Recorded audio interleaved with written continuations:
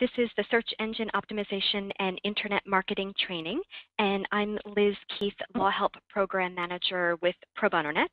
And thanks so much for joining us. We are delighted to have everybody with us today. This training is the fourth in a series of webinars focusing on strategic issues to help legal services organizations better understand how technology can meet their mission and service delivery goals.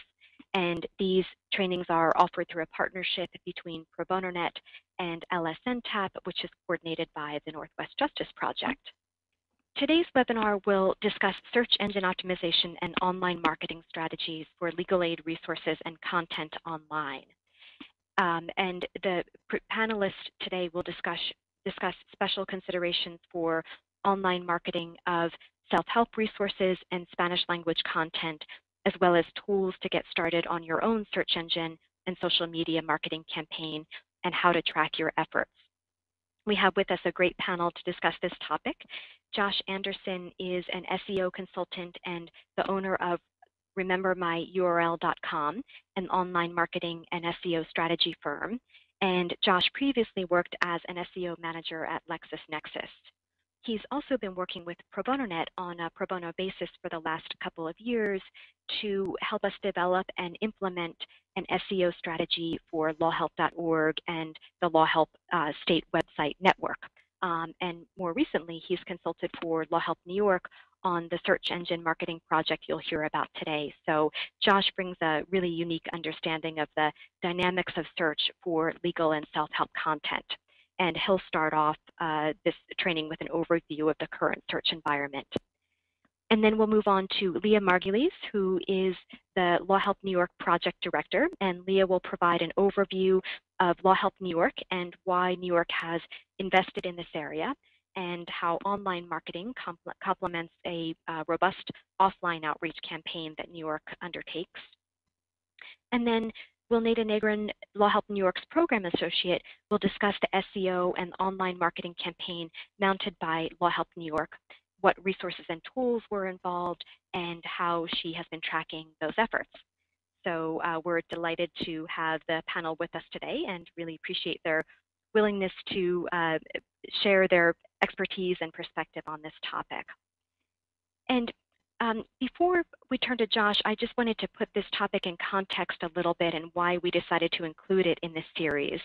And I think the first reason is probably fairly obvious to all of us, in that the internet is vast, very unstructured, and growing every day. And as more and more people turn to the internet first to find legal information, it's really vital that they are aware of and can locate the online resources and tools and services this community has invested so heavily in, whether they are finding you through a purposeful pathway where they know your name or your URL and go directly to your site, or they find you in an accidental way. Maybe they don't know about you, but their search leads them to a law library or a court or a state government website where there's a link or information about the resources your program offers. So we'll talk about how to create pathways for users to find you both ways. There's also been a lot of buzz about social media, and social media accounts for a rapidly increasing percentage of traffic driven to websites. And we know that users are more likely to trust and care about information sent to them by someone they know. So we'll talk about taking advantage of social media tools as a word-of-mouth, online word-of-mouth outreach strategy. And then another important just framing point is that your visibility in search engines, which sites link to you, and your presence in social networks impacts how users and search engines alike perceive your brand and how they perceive the credibility of the content you offer.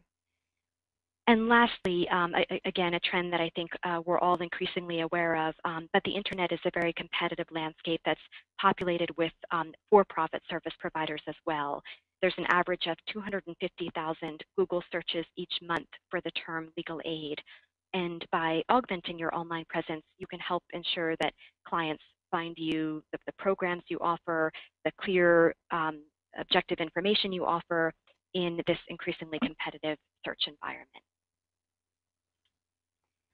So with that, I'm going to go ahead and turn it over to Josh, who's going to get us started with an SEO 101 rundown and an overview of the dynamics of search. So Josh, I'll go ahead and turn it over to you. Great, and thank you for the kind words. So I'm Josh Anderson, and just to give you a little more background about myself, I've been doing online marketing now for maybe closer to 10 years. I have a law degree. I'm a father of 2. I've been an entrepreneur most of my life, and I'm a active citizen. Just to kind of jump right in, and I'm going to give you a basic definition of SEO. SEO stands for Search Engine Optimization, and it's the way we optimize our website for the search engines by improving both internal and external aspects in order to increase the traffic the site receives from the search engines. So what does this really mean? I break SEO, or search engine optimization, into 2 categories. There's on-page and off-page. On-page are the things we can do to our website, and off-page are the things we can do in other places of the internet, such as other people's websites, Facebook, different platforms that will also help increase our visibility in the eyes of the search engine. So the ultimate goal here is we're trying to rank for organic search. And what do I mean by increase our visibility in organic search? Well, what we're talking about, organic search, is the search result area in the search engine that your website appears there because you're the most relevant website for the search term that was typed in. Now, this is different from paid search, and paid search is paid placement. So the green area of this Google screenshot, that's the organic section of the search results. The 2 areas in pink, those are paid areas. And then the difference is one area you're there because Google, or Google's algorithm, believes you're the best fit for what was typed into the search box. And the other area is you're paying to be there based on the keywords that are typed in. So if you're not showing up in organic, a good way to supplement that is through paid. So someone types in legal aid in Alabama, if you're not showing up here in the green, you could pay to be in the pink. But what we're going to talk about today is how can we get you to appear in the green. And we want to be in the green for 2 reasons. 1, you don't have to pay for it, and 2, because more people click on the green area because they find it more credible. So how do search engines work? Well, that changes weekly. And the way they used to work was essentially they crawled the web, they sent out what they're called bots. And essentially it's just a program that scours the web looking for content. So this bot goes out and looks for as much content as it can find. And think of these bots that the search engines send out. They're looking for food. They need to eat. And what they eat is content. So they crawl the web looking for that content. When they find it, they then index that content. So they put it in their index of websites. They then process queries from human beings, such as ourselves, and then they rank those the website found based on an algorithm. And that algorithm changes all the time, and it's based on hundreds of different factors. Okay, so now that we know a little bit about the search engines, how do people use them? Well, there are many ways people use search engines, but the main 3 ways are they do broad, generic searches. So that would be someone like who types in lawyer. That's not a very sophisticated user. They're not ready to jump or convert into anything yet. They're just usually doing researches. So if they type in lawyer, there's hundreds, if not thousands of them, but there's not a lot of golden nuggets that are really someone that we can convert into doing what we want them to do. The next level of searches is a generic mix with industry keywords. So this would be someone typing in housing lawyer, and they kind of know what they want. Again, they're not ready to jump yet, but they have a better idea where they're at. They're almost there. And then there's the long-tailed searches, and that would be housing lawyer in New York City or housing lawyer in Brooklyn, New York City. This is a person who is, it's a 3 to 5 phrase. They kind of know the vocab already. They know what they're looking for, and they're ready for help. So that's how people are searching. So one of the big things with having a website on the internet and ranking for it in the organic results is knowing what keywords people are using when they're searching for your niche. So you can use different tools that will show you what people are actually looking for on a monthly basis. And why we do this is if we know that there are 500 people typing in Brooklyn, New York, housing lawyer or free Brooklyn, New York free legal advice, we can tailor our content to reflect that. So if we know there are 1,000 people looking for a housing lawyer in Brooklyn, New York for free legal advice, well, we can write an article about free legal advice in New York.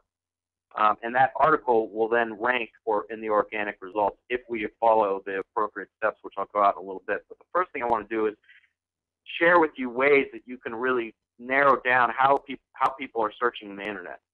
So this first tool is called the Google Keyword Tool. Anyone can use it. It's free. Just go to Google and type in Google Keyword Tool. You can put in any term. So in this case, I put in New York construction.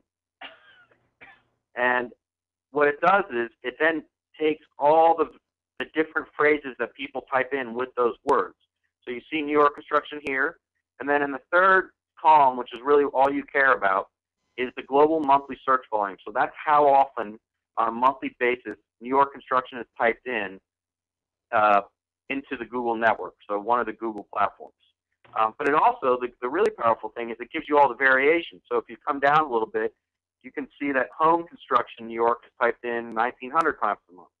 And you can just kind of keep going down the list and get a real solid feel. And this is really the first thing you should do with your website, is if you've got a legal aid foundation in Alabama, well, you want to know what people search for when they search for legal aid information in Alabama, and this tool can help you do that.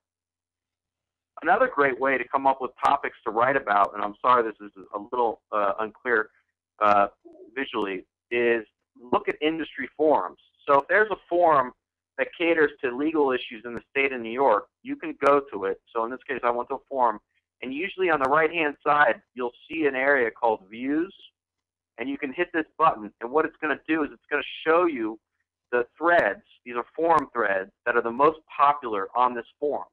And why we do that is we want to get an idea of what makes people jump as far as the headline goes. And before someone clicks on a forum thread, all they have to go on is this one line here, the thread title. So there must be something about the house I'm renting has been foreclosed that draws people's eyeballs in. So again, we're just trying to get into the brain of the potential searcher. So forums are a great tool to use. The next thing you can do is just go to Google and start a search. So in this case, I started with the words New York legal.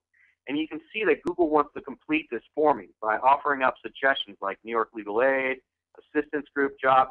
Again, Google is offering this based on patterns they've seen in the past, patterns being what people typed in after they typed in New York legal. And again, this is just about getting in the brain of the searchers. So if we see New York legal assistance group is being typed in quite a bit, we might want to make sure we have a page that talks about that. And then that will attract the search engines to rank us for that page for that particular phrase. Now, we've talked about how do we figure out what content we should have on the site to attract visitors. Now let's talk about what we have to do to that content in order for it to attract the search engines. So the must-haves, these include a title tag. And a title tag, it's an element of a web page, and it's the most important factor you can have. Now, it's important for a couple reasons. One, because the search engines look at the words you use in the title tag. But it's also important, and I hope you guys can see the search results page here. I typed in New York legal help, law help, and what shows up here for the lawhelp.org New York page or site is their title tag here at the beginning, and then underneath that is what we call the meta description tag, and that's what I'm going to get into right now. The meta description tag is a one-sentence tag that states exactly what's on this page. So here you'll find New York legal aid information. The meta keyword tag is also a tag that is on all web pages, and this is not as relevant as it once was, but it's an area where you can put in random words that describe your page. So New York, comma, lawyer, comma, legal aid, comma. And it's just another opportunity to tell the search engines a little bit about yourself. The header tag is also an important tag and used on most sites. So right here on the Law Help site, helping people find solutions to their legal problems, that's a header. That's made with a header tag. And the search engines are looking at the words you use in these header tags. So they're pulling out legal and problems, and it's helping them figure out what's going on that page. And then your content's file names are also important.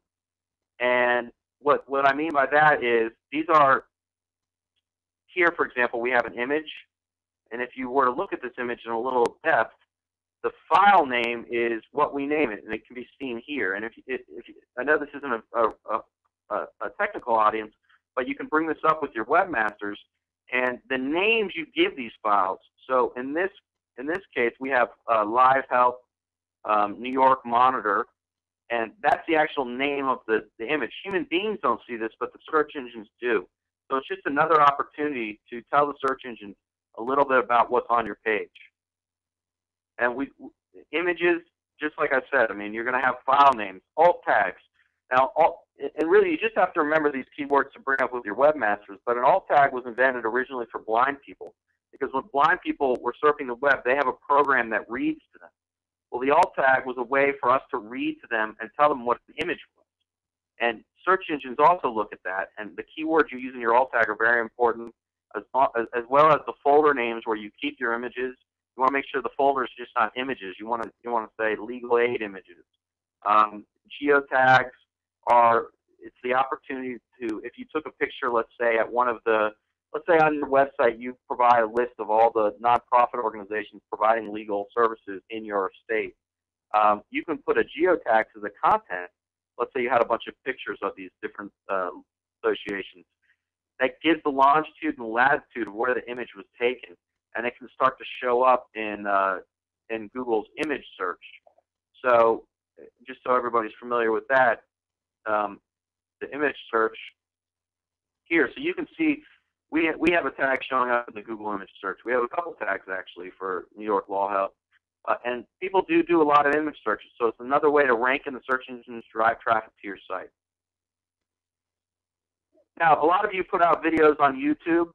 Now, the things you want to make sure you take advantage of is when you do that, you want to make sure you have some keywords in your video. You don't want to just put a video up that says, Alabama, www.lawhelp.org.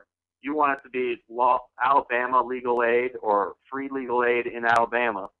And you also want to take advantage, they always give you an area for a one sentence to one paragraph description of the video. Be as descriptive as possible, because search engines can't watch the video. So all they have is these text elements that you can provide. Another great thing is, let's say you post a YouTube video on your site. Transcribe the video and put the actual words being said in the video underneath it. And then again, you also have an opportunity to use a geotag. So those are all the things, some of the things that we can do on-page SEO, the things we can do to our website. The next section I'm going to talk about is what are the things we can do off of our website that help us rank better in the search engines. And the main theme here is link building. So how do you get links to your website? Because what Google's doing is it's not only looking at your website, it's looking at who links to your website. So just like when you're writing a research paper, you cite your source. Google knows if other people cite you, you're a more credible institution. So let's talk about some ways to link build. So the first one is networking sites. So have a page for your organization on LinkedIn. Have a page about your organization on Facebook. You can also go to different forums and participate. Find the legal aid, the legal forums in your community, and go and post and say, hey, I'm participating because I represent this nonprofit organization where we try to help people who can't afford legal advice. Here, so you can find out more about us. Make comments. That you don't want to be spammy. You want to participate. This is a community. It's like showing up at a community event and talking about yourself, but also addressing issues that other people are talking about. Social media. So not just Facebook, Twitter, and LinkedIn, but if you write a great article and you think it can attract some traffic, go to Dig and post your article. You can also, if you have a lot of photographs that you use on your website, set up an account with Flickr. These all give you the ability to drive traffic, more traffic to your site. StumbleUpon is also a great resource. Paid links. Now, paid links are pretty much a no-no, but how I view paid links, especially in the nonprofit world, is barter.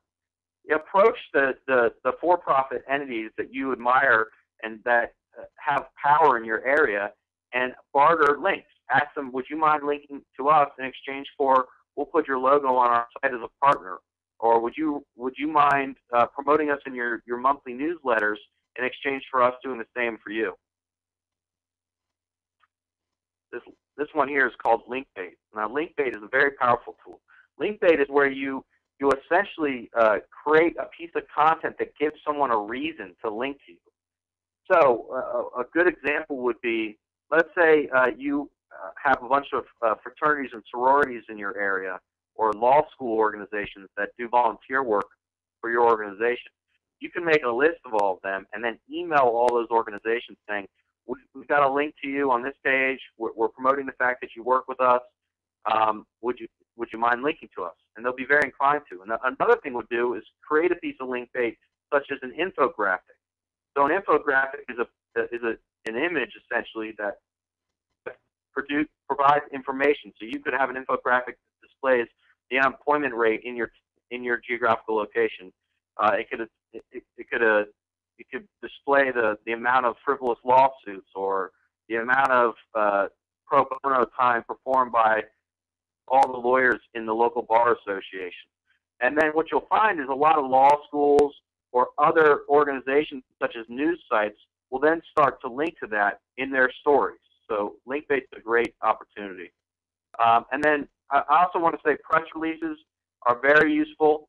So don't just put out a press release, but in the body of the press release, put a link. So if the word's in there somewhere, in the second paragraph it says free legal aid, make the words free legal aid link to your site, and then send the press release out. And the last one I'll cover is cherry picking links.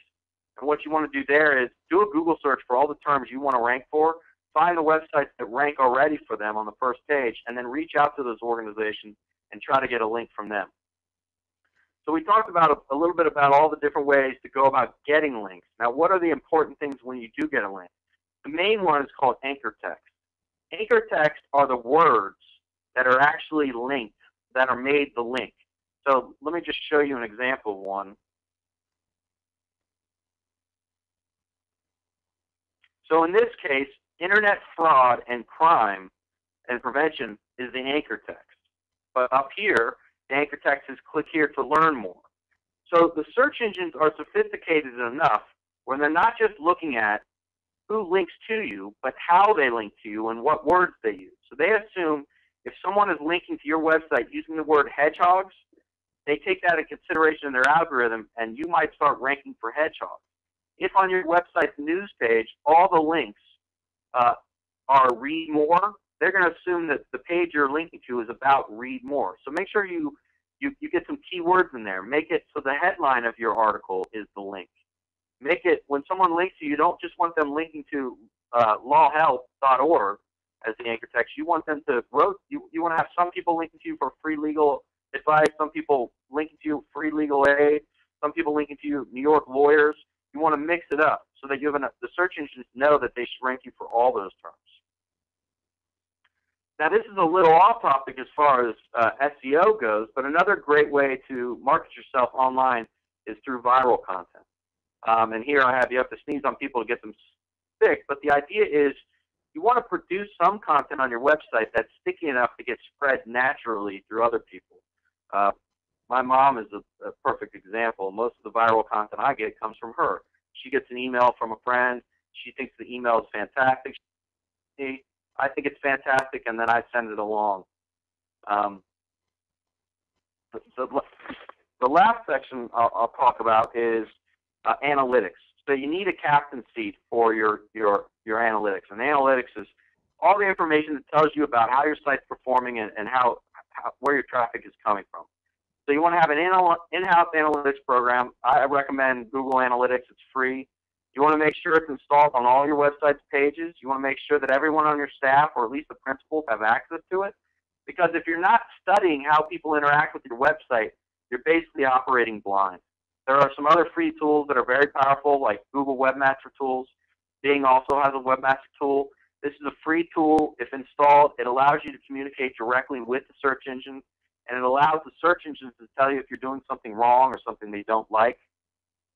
And then you want to take your analytics and your captaincy And you want to make sure you display it in a visual way. Google Analytics lets you do it similar to this, where you can visualize the data and you can learn a little bit more, and by visualizing it, it's easier to share with non-technical people, and you can get a little better feel for your audience.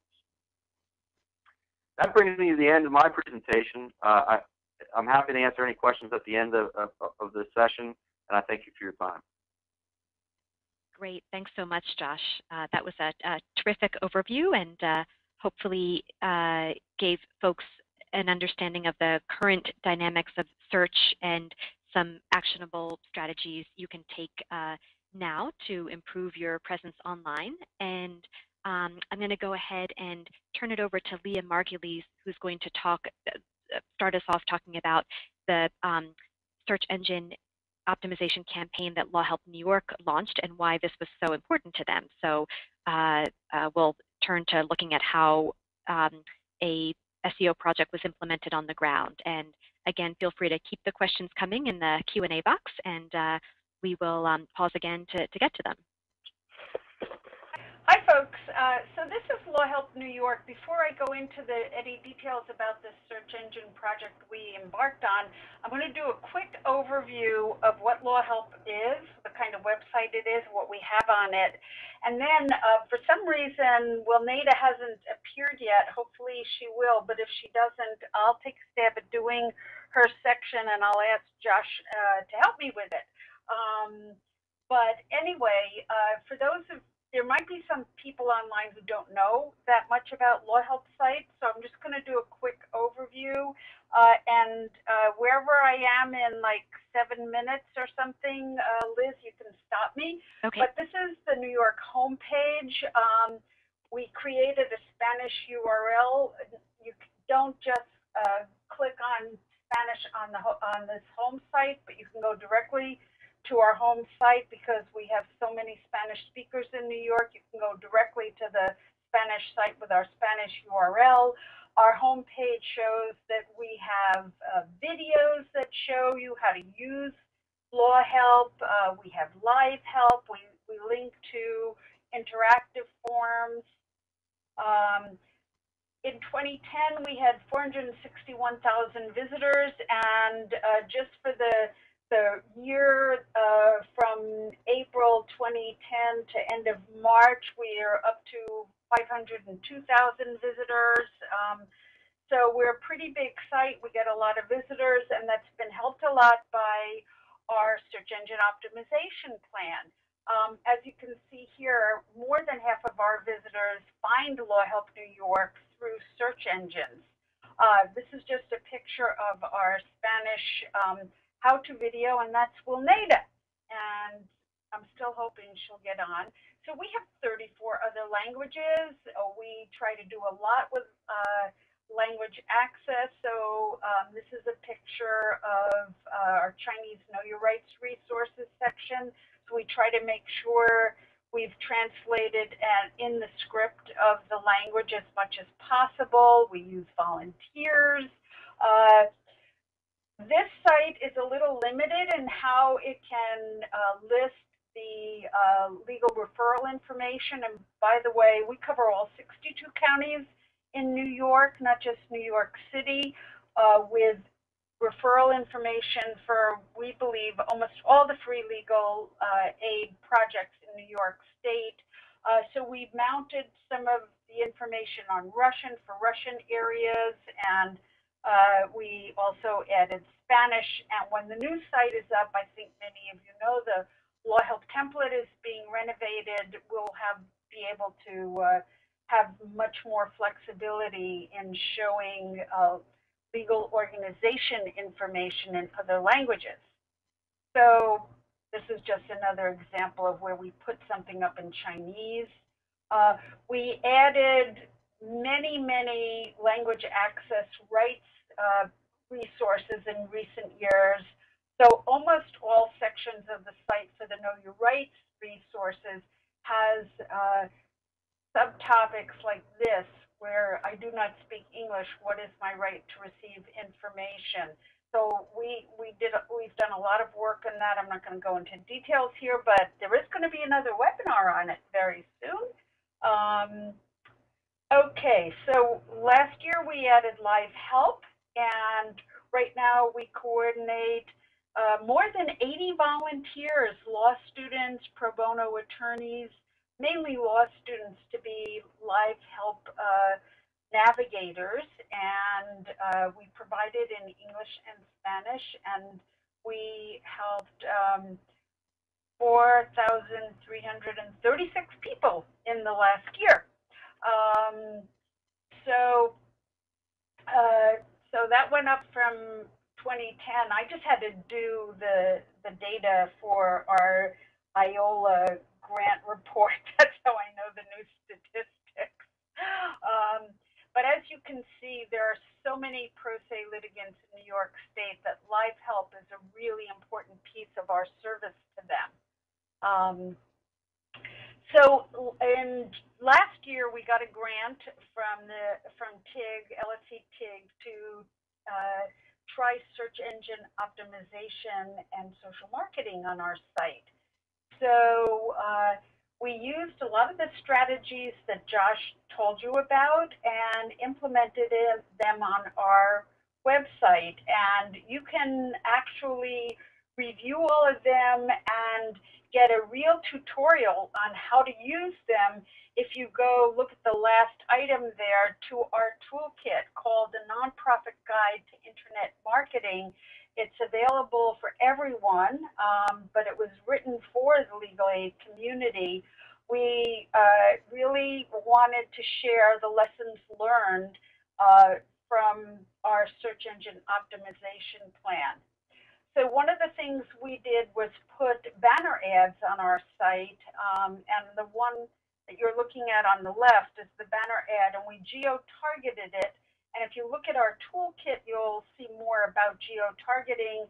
And if I end up doing Wilneida's section, I think there's more there. But Will is with us, so great.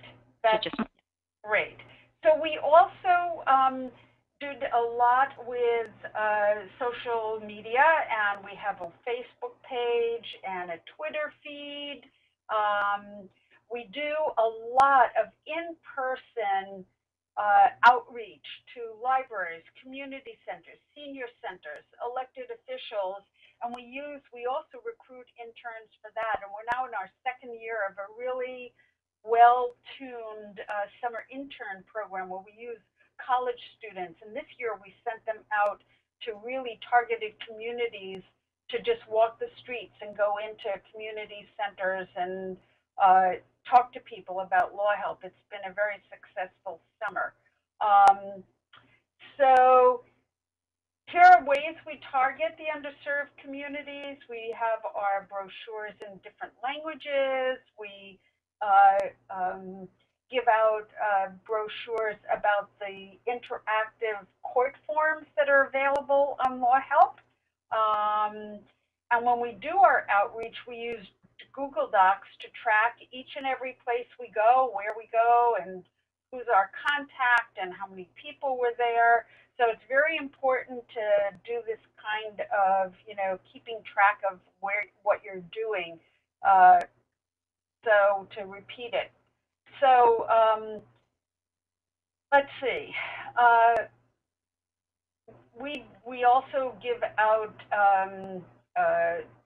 evaluation forms, at least in some of our trainings, and here's just some responses to it. But we got some wonderful responses from our user survey, which is available on every page of our site, and we had altogether more than 5,700 users filled out our user survey from April of 2010 through March, and we got some wonderful responses from people. We also do post visitor chats for live help. So we do feel like we're really providing an important service. I think that's it. Great. Thank you, Leah, for the intro to Law Help New York. And we'll turn it over to Wilneida now to talk us through the nuts and bolts SEO and internet marketing campaign that Law Help New York launched using many of the tactics that Josh described. Okay, great. So I hope that what I'll be going over kind of ties in what kind of the big picture SEOM stuff that Josh talked about with more of the legal aid focus that kind of Leah introduced. And a lot of this also kind of mirrors a lot of what they've said. And just to get started, as Liz kind of introduced the talk, when we began this project and even when we completed the SEOM work, it was really important to kind of communicate to our board or to, because we're a consortium of legal aid providers, our consortium is made up of the directors of different legal aid programs, and we really wanted to kind of be able to show them why this was important and why this is something that was not only important to Law Help, but it's important to the ultimate mission of the website, which is to try to help low-income people. So that really caused us to kind of think about what's the big picture, how can we not sell it to them, but just help them understand why it's important. And this, for other legal aid programs that are thinking about launching their own search engine projects, you would probably encounter this when dealing with the director of your organization, is kind of trying to pitch it to them or trying to help them understand why it's important. So this slide just kind of shows some of the reasons. I'll just go over them really quickly. One of the reasons is that more and more organizations are seeing that it helps with brand and social awareness. Search engine optimization and social media optimization is also extremely cost effective. It's more cost effective than when you look at traditional forms of marketing. For example, printing out thousands of flyers or trying to get out, trying to put maybe a small commercial or something that you can publicize in local news or a local news channel. It's very cost effective, and because of that, it can fit into the budgets of almost, most non-for-profits, because you can do a whole lot with just a little bit. The other thing is, as Liz mentioned, it's becoming very competitive, and as competitive in the sense that there's a lot of paid for legal services and websites that are offering maybe services that you can provide your clients for free. There's many websites popping up that are offering similar kind of information and assistance and charging. It can be from a small fee to a large fee. So, and these are just some of the popular websites that are also competing with your own legal aid website. So the three objectives of our own project was basically to increase the visibility of both of our websites, the English and the Spanish one. And then it was to initiate a Spanish language search engine optimization and social media marketing to not only the Spanish-speaking user base, but also just a general low-income population in New York. And then the third objective was really to take what we've learned and to put that in a toolkit and into dashboards that other legal aid groups can use for themselves. The strategies that we used, and a lot of this you may have heard already from Josh's talk, was keyword search, on-page search engine optimization, looking at the title and the meta tags of the particular pages of the Law Help website that we wanted to optimize. We did link building, we did blogs and social media, directory submissions, website banner ads, and forum participation. And again, because our budget was not thousands of dollars, we paid marketing or paid search engine optimization. Search engine optimization was not an option, so we had to look at what can we do organically that's free or low cost, that is realistic for other non-for-profits to do. And before we get started, we really found it useful to kind of mine our user survey. As Leah mentioned, we do have a user survey on the website, and we get an average of 800 surveys a month. So there's a lot to look through as far as learning who our target audience is. And the reason why it's important to know the end user before you kind of get started is that if you can't optimize, if you can't take every website page and do search engine optimization, like in our case, we had limits with the Law Help New York template, you can look at who's your target audience and what are the topics that they're most interested in, so you can prioritize what website pages you're going to optimize to make sure that they become accessible to that group. It's also helpful to know the end user, to identify any other topics that you may want to blog about or write about that are relevant to your end user, that then you can do social media work on, and I'll go over that a little bit. So just our end user, what we found out was between the ages of 31 and 54, a female. The Spanish users identified as South American, and most seem to be pretty internet savvy because they were finding us through kind of searching the search engines. They identified as low income, and their legal situation was that they were dealing with a legal issue as a result of the economic downturn, but the main topic was still family and juvenile. They were looking for child neglect and abuse, custody and visitation, divorce, and for housing they were looking at eviction and Section 8. And then, so once we had that information, we prioritized the pages because we couldn't optimize all of them based on kind of this profile of what our end user would find helpful. So when we did a keyword search with Josh, we worked with the programmers of the Law Help website, and they were able to plug in the keywords into the title and meta tags. We also looked at the navigation of the web of Law Help New York and tried to embed keywords throughout that, and any other images that we had or content. You basically just try to take some of the keywords that come up as relevant and as relevant to your area. For example, like Josh mentioned, that you want to use the Google Keyword Insight to kind of see what are the word variations that people in your area are looking for. It may not be the same Oklahoma. The way people search for legal aid in Oklahoma may not be the same for New York. So you want to take the particular keywords for your area and plug them in these different sections. And one of the things we did is we had a blog.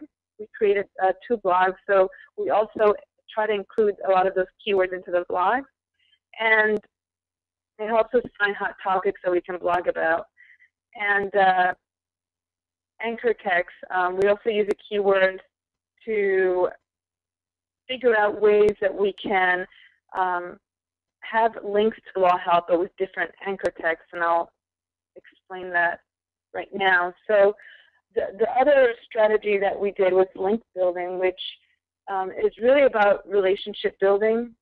It's about reaching out to organizations that may not be aware of your website and introducing them to the website if they're not familiar with it, or kind of showing that if they're familiar with it but don't know a lot about the services, maybe just showing them relevant parts of the website that would be important to them. For example, if we were reaching out to a domestic violence local organization, we would probably highlight in an introductory email that this is a one-stop shop legal information center section for victims of domestic violence in New York.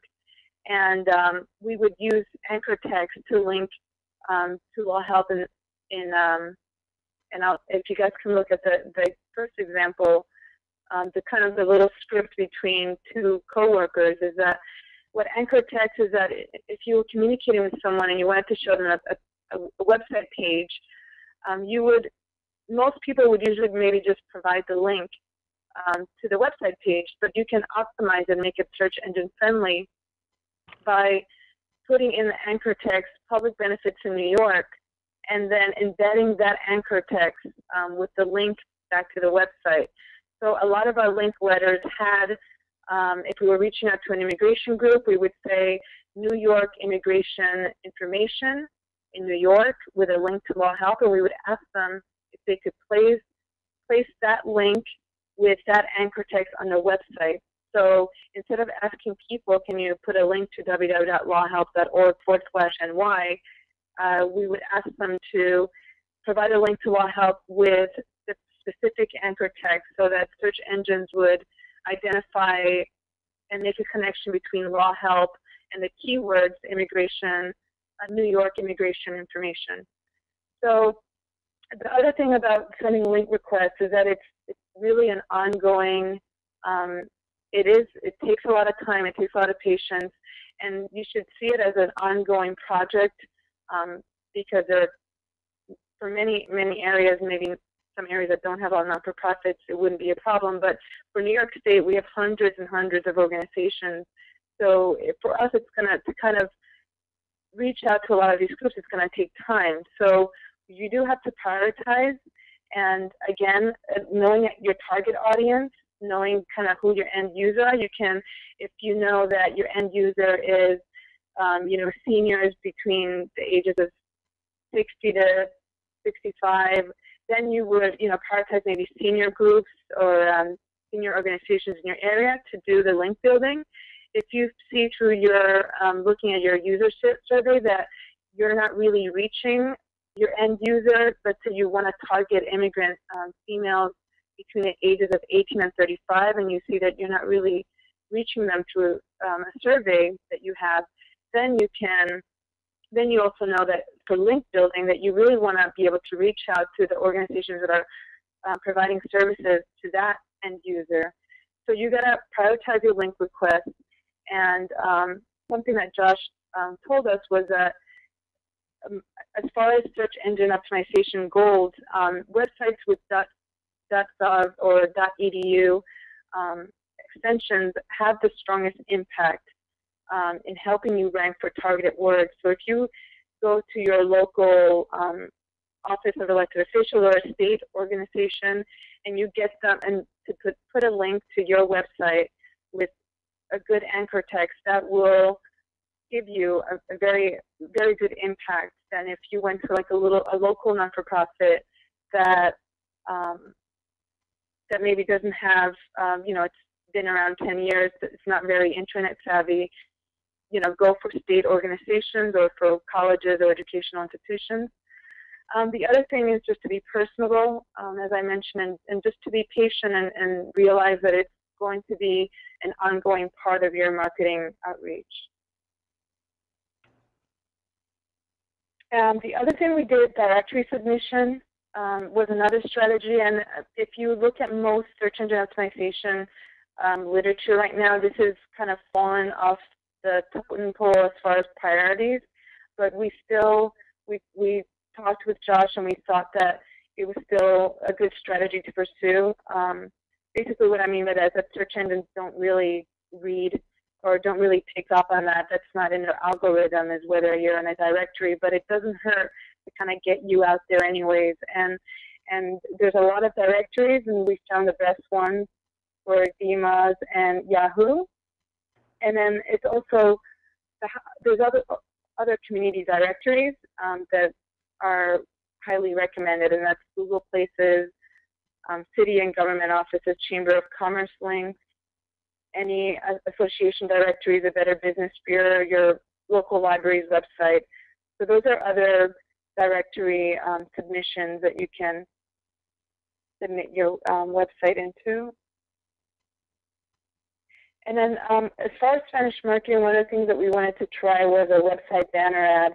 And this was coming from a place where your budget is very limited. It's also another one of those kind of intimidating things because you think that you will need to spend a lot of money to have a good impact. But we found with these 5 steps you can kind of maximize if you're on a limited budget.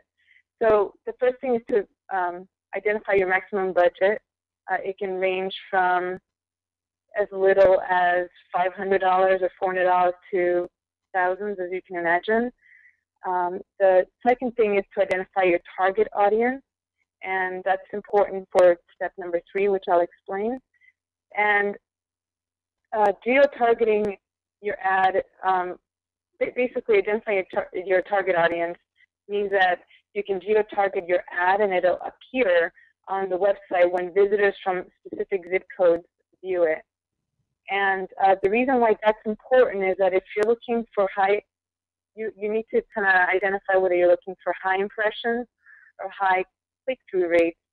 And basically, impressions is because websites have many different ads running at many different times, impressions, they get rotated, all of these ads, and basically having high impressions means that yours will be rotated more often. So it will be, high impressions basically means that you want as many eyes as possible to see it, and high impression website banner ads are good if you want to have, you have a public service ad and you want basically as many people to see it, but that's also very costly. The alternative is a click-through rate, which is geo-targeting to a specific group in specific areas, and basically that your ad will appear when from a very specific zip code that you gave to the people go to that website. So you're paying for that essentially, for it to appear. So depending, you know, if that website gets only 10 people from that zip code, then that's how much your ad will appear basically. So it's very limited. But if you have a website banner ad that, if you have specific areas that have high Spanish-speaking populations, then that is definitely the way to go, because you can get a bigger bang for your buck. And the fourth thing is designing an ad, which if you don't have Photoshop, there's an excellent free alternative to Photoshop. It's called GIMP, and you can just download it at www.gimp.org, and it gives you basically the same functionality to be able to design, simple banner ads, and you can do it for free. Or if you have an in-house person, that's also a good alternative. And identifying your approach. There's the cheap but time-consuming task of just emailing, bloggers or other local websites and asking them if they will just feature your banner ad for maybe a week, and you can maybe do an exchange with them if that's possible. And that will just take time because you're just emailing, different maybe Latino websites in your area. If you've made a list of maybe 10 or 20, and you just want to reach out to them and ask them if they will put your ad, that will, again, that is it's cheap because you may not have to, maybe the blogger will do it as a charity to your not-for-profit. So you could end up, being shown in 10 or 20 Latino websites for free. The other kind of more expensive, high impact that we were lucky enough to have the budget to experiment with was kind of taking a larger conglomerate that would feature our, the name of it is Hispanic Digital Network, and they deal with many hundreds of Latino newspapers across the country. And basically it's more money, but it gives you more access. And we did geo-targeted, so even though there were websites in Florida, the ads were still only coming up for the zip codes that we identified that we wanted the ads to show up, because for a lot of Hispanic media, there may be limited Hispanic or Latino newspapers in your state or in your area, but a lot of Hispanic and Latino Spanish-speaking people, they read newspapers in Florida. Florida has a very vibrant, in California, they have a lot of Hispanic newspapers, so that they read, just because they live in Oklahoma, they still are aware of all of these other newspapers, and so you can reach all of these nationwide newspapers that are popular among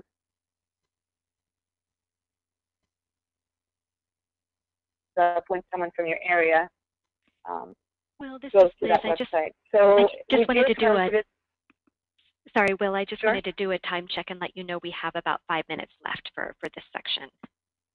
Okay.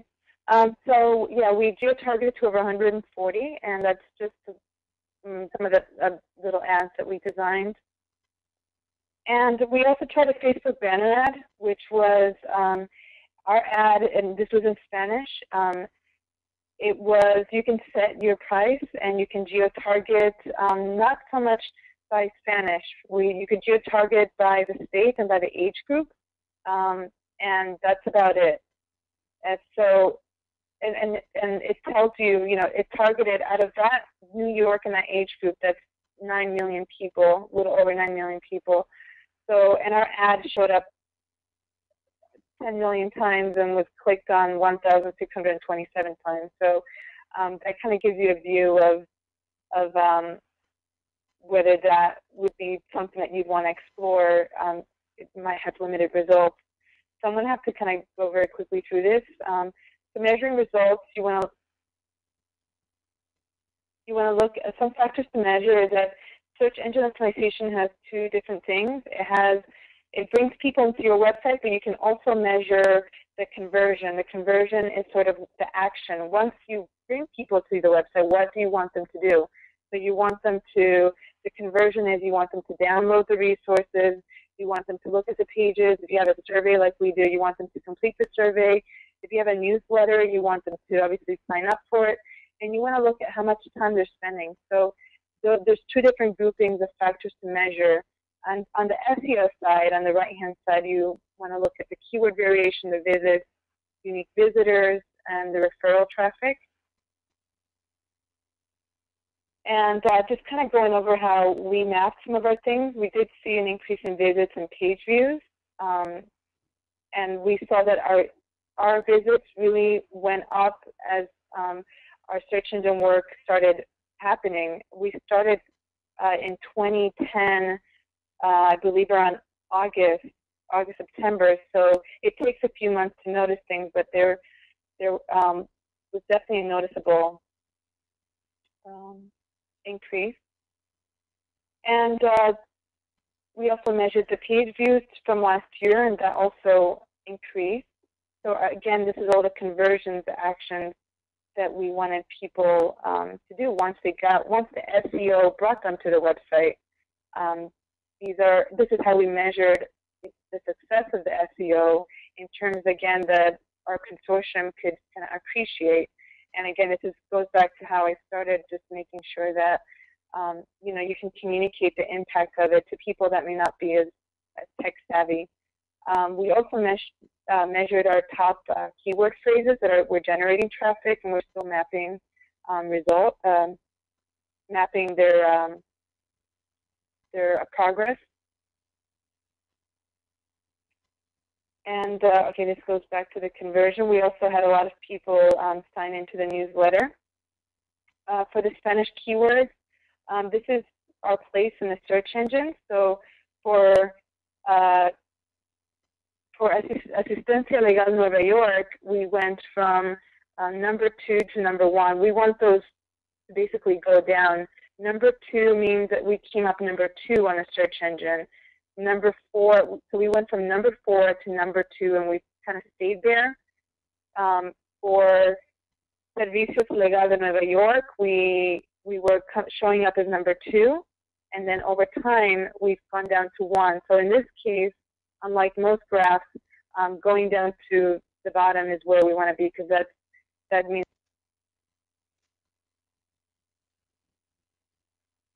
And then going back to just brand awareness, social media really helped us with connecting with other groups, and this is probably when Liz distributes the PowerPoint, you can look at some of the social media metrics that we're measuring.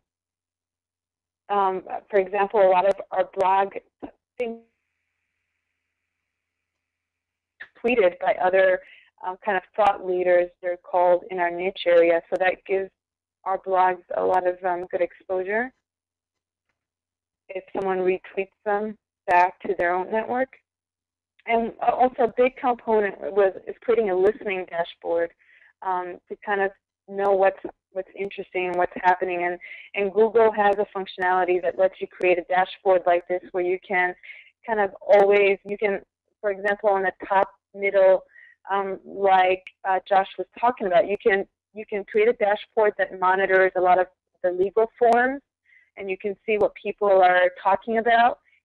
It gets updated on live, so you can see, what do people talk about today? What's kind of the hot topic in a lot of these legal forums?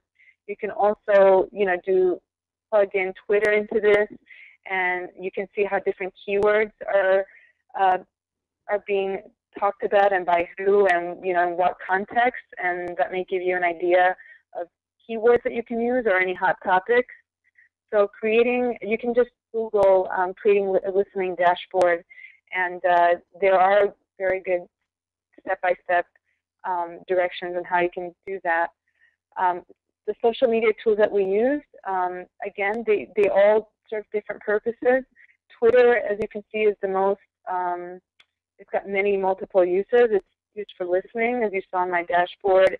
You can participate by tweeting things, and you can generate buzz as well. So if time is of essence, you may want to start off with Twitter for your social media.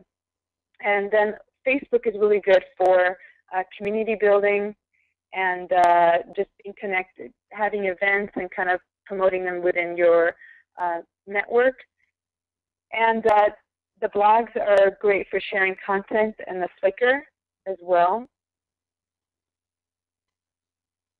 And that's just the homepage of our blog.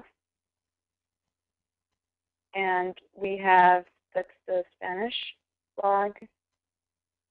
And we saw what we thought we didn't realize would be such a hot topic, but there was something that happened with an Advantage housing program in New York, and we did an informational blog post about it, and we really out of nowhere just got 9.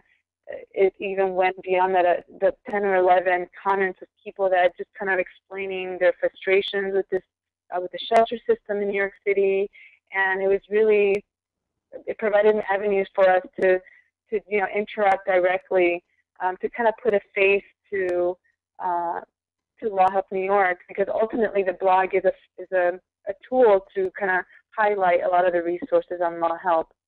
And we also started a Flickr, where we have screenshots of our self-help interactive interviews. We have any outreach events that we do, we put them up there, again, just to kind of put a human face to the website. And this is our Twitter.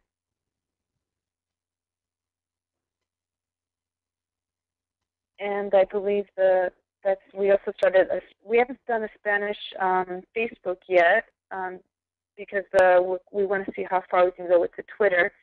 And we also use Foursquare, which that image is a little bit cut up, but it's Foursquare. Every time we do an outreach event, we check in to the venues, to the different organizations.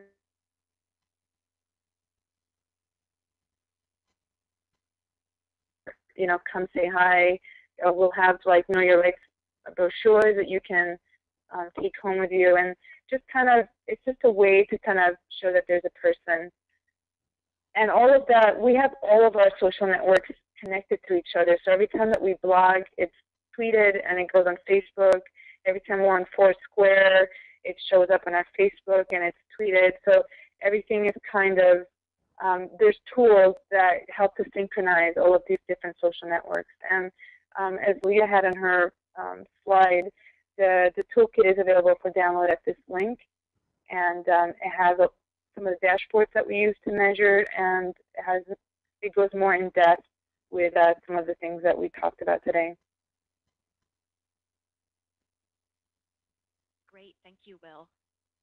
That was great. I know we're a little bit past the hour, so if folks need to leave, we understand, but I believe our panelists can stay on a little bit longer and answer some questions that came in. And this one I think is for Leah and Will. And Lisa asked how much it costs to place the banner ad with the Hispanic Digital Network. This is Leah. I just want to say we had a $7,000 marketing budget that was part of our grant. So I think, well, Will know this. I think we spent about $3,000 on the Hispanic Digital Network thing, and then we spent some money on the Facebook banner ad. Will, what was the breakdown? Because we also spent directories. Yeah, that was correct. It was about 3,000 on the Hispanic Digital Network ad, and about 1,000 on Facebook. Okay. And then the other was not the other amount, maybe just 300 on directory submission. Okay. Yeah. Great. And then Kate had a comment just flagging that people that synchronizing content needs to be done very carefully, or you can lose people pretty quickly. And I think by what Kate is referring to there means that sometimes if you're synchronizing content between social media channels, you sort of there's a lot of repetition, or sometimes you can lose that personal or conversational voice that's so effective in engaging people through social media. So that's just one thing that folks want to be aware of if they're using synchronization tools. Mm-hmm. Yeah, a great example. A great example of that is the Obama administration lost about 30,000 followers last week on their Twitter account because they were trying to inspire people to contact their congressmen, and what they did was every 2 minutes they were tweeting out the contact information for the congressman in each individual state. So that went on for hours, and what it did was ended up defriending the administration's Twitter account not because they disagreed with them, but because they were being bombarded with these unnecessary messages. Mm-hmm. So that's a great example. And I'm going to go back. Judy asked to see the address again for the toolkit. It's at lawhelp.org/ny/toolkit. And a larger question for all three of you, I think, is once you embark on this kind of search engine marketing or search engine optimization and internet marketing campaign, how long does it take before you started to see results? Was that a matter of weeks or a matter of months? And I know it might vary depending on what kinds of strategies you're using, but any comments on when you were able to see some evidence of your efforts in terms of an uptick in page views and usage? I think it took about 2 or 3 months for us to notice, at least. I don't know if Josh wants to add something. No, I always say, it can take up to 3 months. Sometimes you'll notice stuff right away within a week or two, but I would say that the standard answer is 2 to 3 months. Great. Well, thank you. I don't see any more questions in the Q&A box, but thanks for everybody for staying on with us a little bit longer than we had planned. If you'd like to learn more, all of the panelists' email addresses are here, and feel free to reach out to them directly or me with any follow-up questions. Again, we'll be distributing both the PowerPoint and the recording of this. So I just wanted to thank Josh and Leah and Will again for all of their time and expertise on this topic, and give a little ad here for the next training in this series, which is on August 17th. And it will be on using technology to assist people with limited English proficiency. So there'll be some nice continuity between some of Law Help New York's work that we learned about today and that topic in August. So thanks again to our panel, and thanks so much for everybody who joined us today. Thank you.